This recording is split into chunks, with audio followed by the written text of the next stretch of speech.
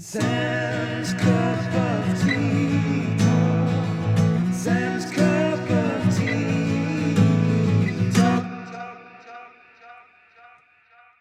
Say the name Doom to anybody who knows anything about gaming, and they will know exactly what you're talking about. The pioneer of the first-person shooter, and in the 90s, that was certainly the case. In the early 2000s, however, Doom found it difficult to find its place in the first-person shooter genre. Other games had taken those techniques further and advanced it in their own ways and pushed the genre further and further forward. Doom 3 sat in a strange place where a lot of first-person shooters were more realistic now and gritty, and that's what they tried to do with that installment. It was met with lukewarm reviews, positive but not amazing. And Doom 3 sat with various iterations, a PC version, an improved version for another console, for years and years. And it wasn't until 2016 that the Doom reboot arrived and shook things up once again. Doom 2016 seemed to make an impact in the way that they'd used the original ingredients of the old games, where other first-person shooters had gone so far in another direction, a more modern direction. This went right back to the fast movement, the crazy weapons, and the insane enemies, and the pulsing soundtrack. So obviously I didn't get to Doom 2016 until much later. At the time of its release, I didn't have a console. So I downloaded it last year and it just didn't click for me. Many things didn't make sense to me. I didn't understand the flow of the game and how the developers really wanted me to play. I didn't feel like the game made it clear enough, but maybe it was just me. The platforming seemed to break up the game in such a way that I felt sluggish and slow, and that I was always looking for the next platform and getting lost and trying to find key cards to open a door to go to the next point. And then I would be in a fight that expected me to be frenetic, and I just kept having to pause, and it was just this experience of like, I wanted things to be graceful, but they were the opposite of that. So having reached the halfway point in that game, I just put it down and I left it and forgot about it. And that was until just before Doom Eternal's release, when a friend who'd loved Doom 2016 was like, "Are you getting Doom Eternal?" And I was like, "Well, I don't know, I don't think so." And he was like, "You've got to, it's amazing. Did you play Doom 2016? I was like, "Yeah, I got halfway." And he was like, "Oh no, you've got to go back and finish it. Trust me, it's amazing." And I thought, you know what? I owe this game a second chance. And not only that, I trust the people that love this game. It's universally loved, and the hype on Doom Eternal seemed warranted. So I was like, I'll give it another go. And the game began to click with me. Not that I still didn't have problems with it, but things started to be more enjoyable. And by the end of it, I was excited to play Doom Eternal, which luckily was out the next day. So having finished Doom 2016 and now Doom Eternal, what I can say is that Doom Eternal is brilliant. The entrance to the BFG 10,000 is just across from this facility. Warning, BFG 10,000 is firing.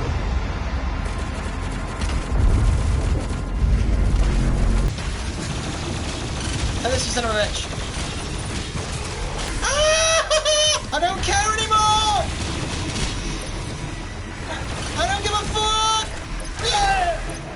It is in every way better than the original. Some people seem to disagree with this, and some people prefer the stripped back approach of Doom 2016, but Doom Eternal basically takes every single key ingredient that Doom 2016 worked with and just expands on it. The first thing is that Doom Guy can move a lot quicker. In the original, the developers obviously wanted you to keep moving around, but it felt kind of slow. And apart from a few power-ups, you basically were at the same speed, and you could jump or double jump, I think. But in this one, you've got this side dash that you can do in any direction. You can do 2 dashes, and you can also double jump, and you just feel more mobile. You feel faster. Not only that, but you've got this handy shotgun which can be used as a meat hook, and you can pull towards enemies. That can be used also as traversal, and monkey bars and things like that.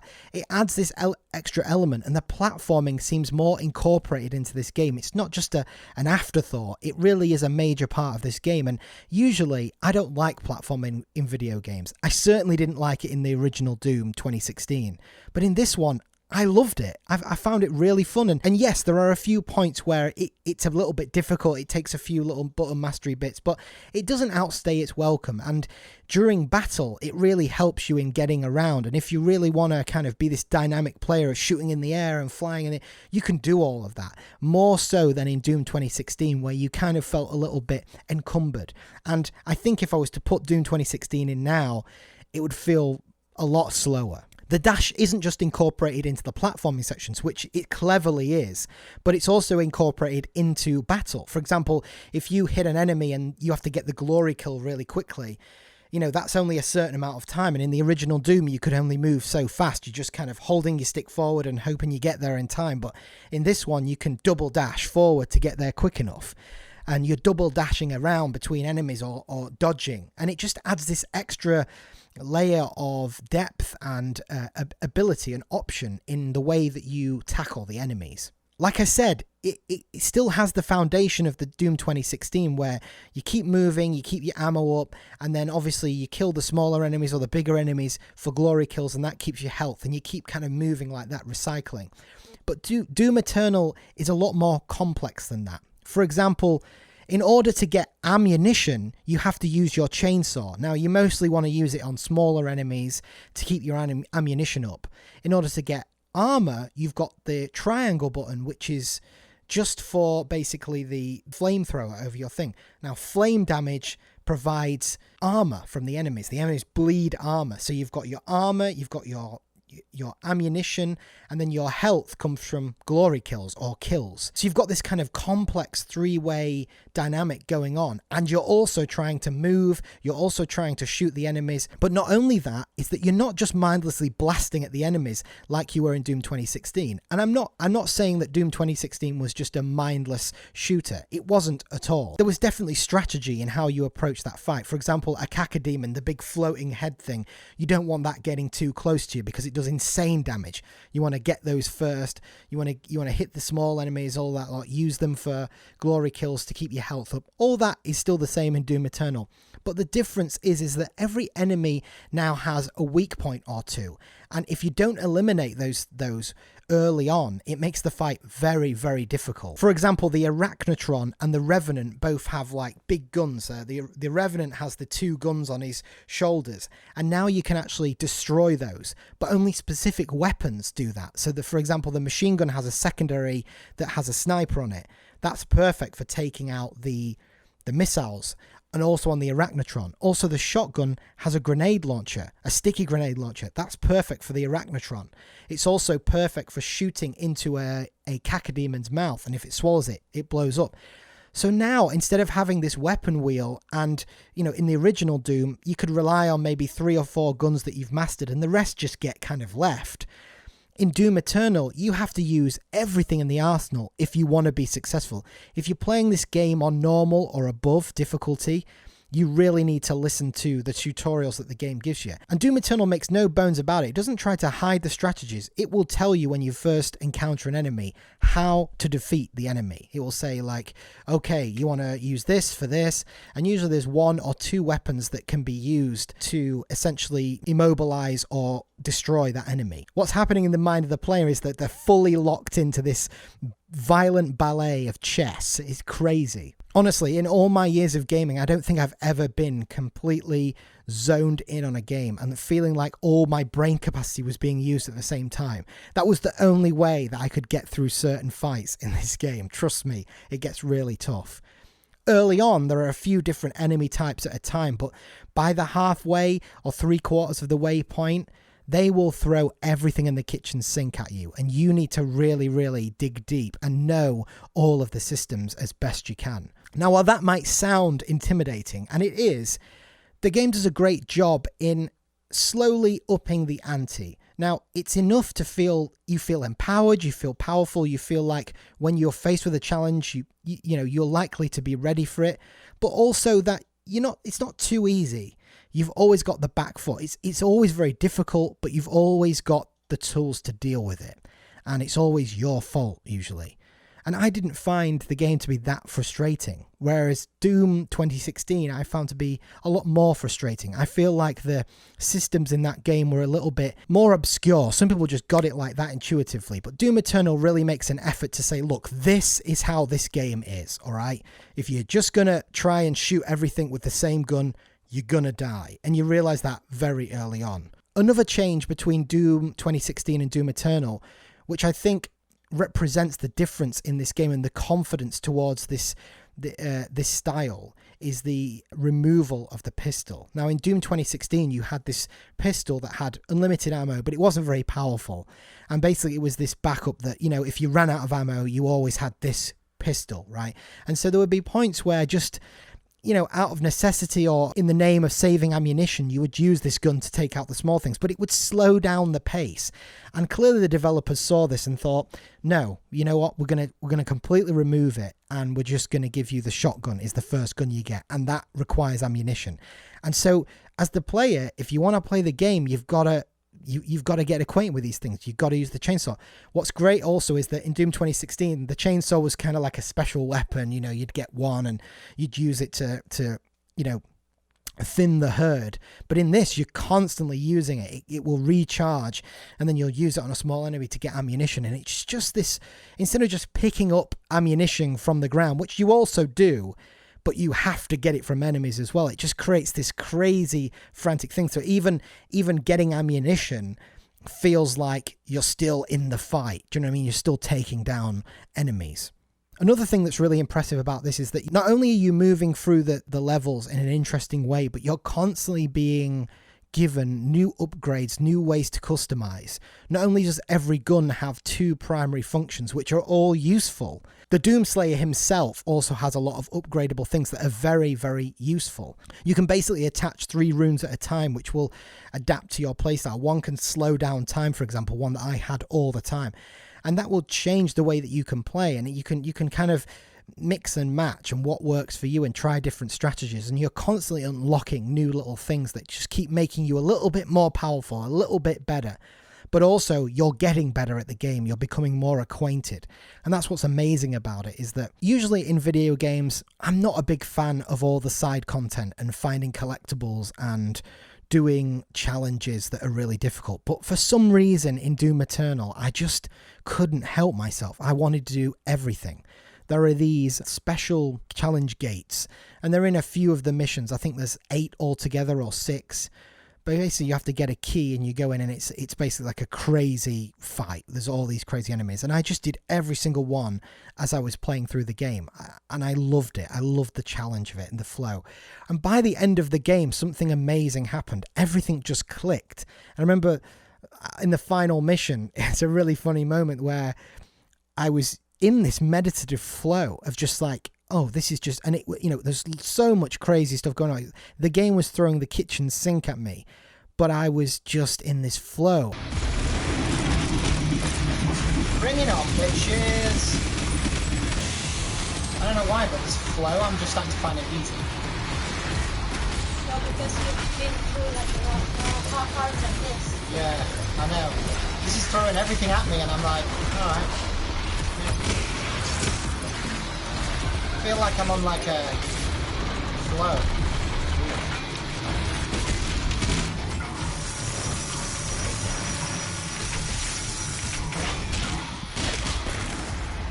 Oh, it's fucking... You know, actually this game makes so much sense once you play it. It isn't ridiculously difficult once you understand the way to play it, and it is just really fun and dynamic.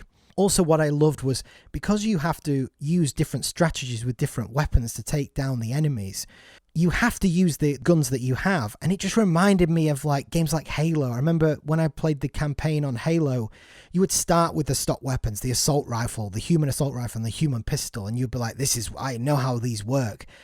But then throughout the course of a mission, an epic mission, you would, you know, run out of ammunition in that gun and those guns, and you'd just be forced to pick up whatever was around, whether it was like a plasma pistol or a, you know, and so you'd adapt, and it forced you to interact with the game and to really learn the other things, and that felt more rewarding and less repetitive in a way. It felt like you were really improvising with what you had, and you got to see everything the game had to offer. Whereas some games, I feel like they give you all these options, or they give you certain options, and you just find one favorite and you just focus on that. And it's very difficult to force yourself to try other weapons. If one weapon seems slightly more difficult, the chances are you're just not going to use it. Whereas in Doom Eternal, it's like, listen, if you don't use this gun for this, or you try and get acquainted with this, your life's going to be a lot harder. Trust me. It's just so much fun. Obviously, like I said, the traversal takes more of a role in this, but it's not in the way. There are a lot of points where you're doing platforming, but I never felt like it was ridiculously annoying. It adds another layer of fun. It breaks up the crazy action, but believe me, there are a lot of action set pieces. Another thing that I really appreciated about this one was that Doom 2016 fell into quite a predictable pattern where it would be like, find a keycard to open this door, you do it, and then you would like pull this heart thing out, and then the enemies would arrive. And once you've done that a few times, you're just like, oh, here we go, you know. But in Doom Eternal, things are switched up a bit. There's a bit more, you know, the mission structure is a bit more dynamic, and they throw all sorts of weird stuff at you, some crazy stuff. There's an enemy called the Marauder, I think, and he just completely breaks all the rules of what the other enemies are. He's got like barely any weaknesses. You've got to try and counter him. He's basically like a hell version of the Doom Slayer. You know, he can run at you, and when you first encounter him, I've got to admit, it's really frustrating. You think to yourself, why have they put this in the game? I've seen other reviewers say that it's game breaking, or it's the worst element of it, but once you get used to the game, and once you've encountered him a few times, you do get used to how to beat him, and it becomes quite fun. I haven't really talked about the graphics, but the graphics are amazing. The fact that this game is 60 frames per second on the PS4 is incredible. There are so many games that don't achieve that, and I don't know how they did. The level of detail and the design is just fantastic, and that's accompanied by a fantastic score as well. The crazy adrenaline pumping heavy metal is in this game, and it just stands out so much. It really does, and it seems to have more variety in this one compared to Doom 2016. Maybe it's just me, maybe it's just because I like this one more, but it just seems to be more coherent. It seems to be more like they knew what they were doing with this game, as opposed to Doom 2016, which was an amazing game, but Doom Eternal just has this confidence about it. There is a story, and the story is, you know, it is what it is. There's more story than there was in Doom 2016, that's for sure. And it's just fun. It's just kind of like, it's just silly fun. You know, you're the Doom Slayer, and they bring like heaven into it, like angels and stuff.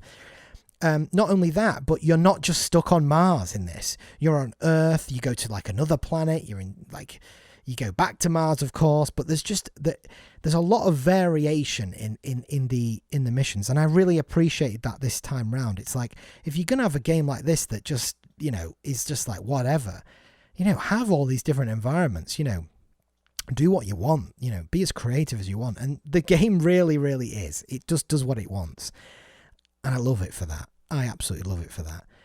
As I was playing through it, I found myself saying constantly that this reminded me of older games, just that old, simple fun that we used to have. And there are a lot of games nowadays that strive to be as realistic as possible and to hide the gamified things. And so when they do have gamified elements in them, they seem often a little bit jarring and a little bit out of place.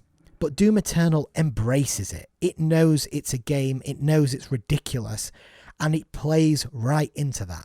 And that's what I love about it.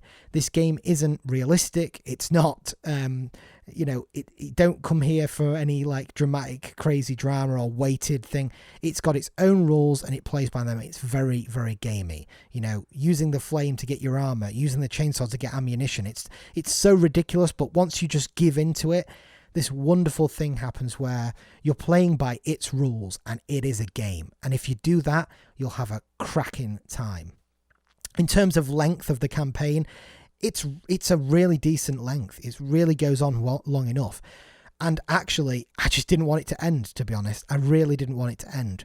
One criticism I will say is that when I went back to play a certain mission on the same difficulty, it was ridiculously easy. Probably because I was more powerful, but it was almost dull because I was so powerful. And the replayability, I'm sure you can do it on the higher difficulties, which I haven't tried. But the replayability, the missions don't have that same charm when you know what's coming, if you know what I mean. But the first time around, this game is an absolute blast. So this time around, the Doomslayer has his own personal space castle. And this basically acts like a consistent hub between missions.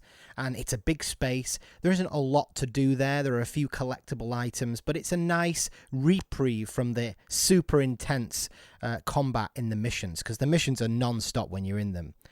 Also, from that hub, you can select the next mission or previous missions. So if you're somebody who likes to collect things as they go, as they make their way through the campaign, that's almost always doable, which is great. There's only one point towards the end of the game where it says, you know, you're not going to return to this castle, but it just means that the next 2 or 3 missions, you're not going to have that break in between. It's just going to be constant planet hopping.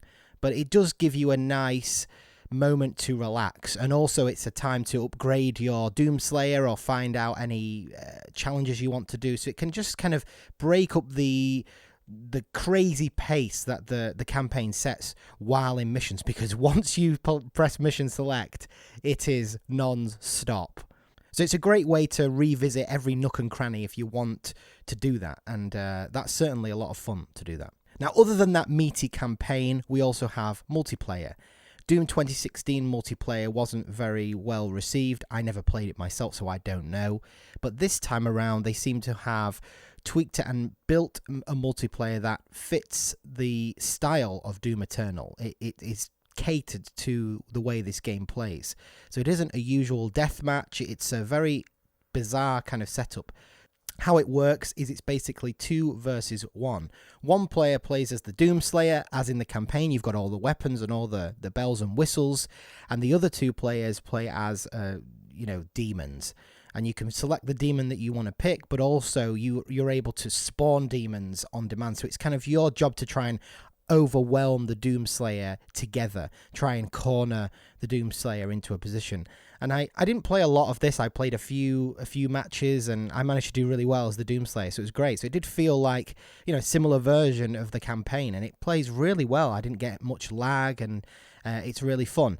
I don't know how much longevity this will have, because usually when a game is more focused on campaign, just the lifespan of the multiplayer doesn't usually last that long. And next to games like Fortnite and Call of Duty, Ground War and Apex and all those other things. And that is one of the reasons why I don't like to get too invested in a multiplayer that is attached to a game that's predominantly a single player game. So all in all, Doom Eternal is probably one of my favourite games of this generation. It's the most fun I've had in a long time. Just out and out fun. It also certainly deserves the consideration of Game of the Year, because this is fantastic. We've still got a few to come this year. We've just had Final Fantasy VII Remake, which is what I'm playing now, and Last of Us Part 2, but Doom Eternal is up there, man. Definitely. So my Sam's Cup of Tea ranking of Doom Eternal is 5 cups out of 5. And 5 out of 5 means the best cup of tea. Get this game right now. It's worth every penny. Next up is my Resident Evil 3 Remake review, and I'm currently in the process of playing Final Fantasy VII Remake and the original at the same time. I wanted to experience them both, so check those out. Subscribe to the channel so you can get all these new videos coming up soon. Also, if you want to catch me playing games live, I'm at twitch.tv/Sam's Cup of Tea. That's twitch.tv/Sam's Cup of Tea. I'll put the link in the description below. Thanks for watching. Please subscribe. See you next time. Sam's Cup of Tea, signing off. Sam's Cup of Tea.